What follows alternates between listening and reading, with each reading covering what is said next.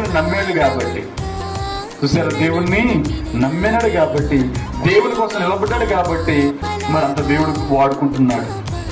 ఆయనే కదా మనము కూడా వాడుకుంటాడు. ఏం చేయాలి? మనము దేవుని కోసం నిలబడాలి. దేవుని కోసం నిలబడినప్పుడు దేవుడు మనల్ని కూడా వాడుకుంటాడు.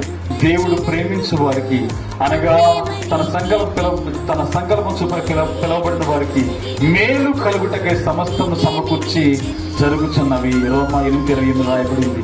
అందుకని మనం దేవుని మర్చిపోకూడదు, ఆయన కార్యాలు మర్చిపోకూడదు, నిర్లక్ష్యంగా ఉండకూడదు.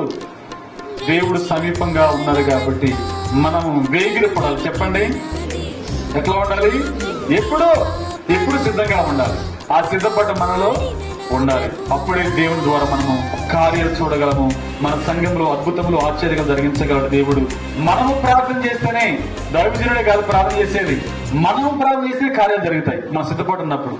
చెప్పండి, మనం సిద్ధపడి మనం జీవిస్తున్నప్పుడు, ప్రభుతో సంబంధం ఉన్నప్పుడు నీవు చేస్తేనే కార్యాలు జరుగుతాయి. చూడండి, చిన్నమ్మాయి 3 నెలలు, ఆమె అంతకుముందు అర్చన చేసుకునే వ్యక్తి అంట. ఆయన దగ్గర వచ్చి గురువు గారు నా కోసం అర్చన చేయండి, నా కోసం చేయండి, అది చేయండి అని చెప్పుకున్న వ్యక్తి 3 నెలలు అయిందంట. ఆమె చేసే ప్రార్థన, యేసయ్యా బ్రతికించు, యేసయ్యా బ్రతికించు అంటేనే బ్రతికించాడు దేవుడు. చూసారా, ప్రార్థన అంత పవర్ ఉంది. చూసారా, నమ్మి మనం విశ్వసించే ప్రార్థన చేస్తే దేవుడు కార్యం చేయగలడు. కార్యం చేస్తాడా లేదా? చేయగలడు.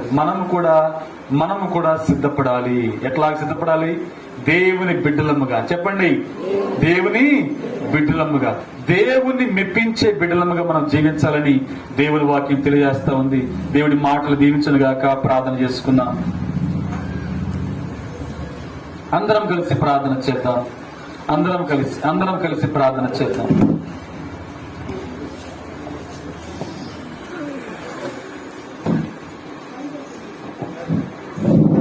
తలలో వచ్చి ప్రార్థనలోకి వేస్తాం.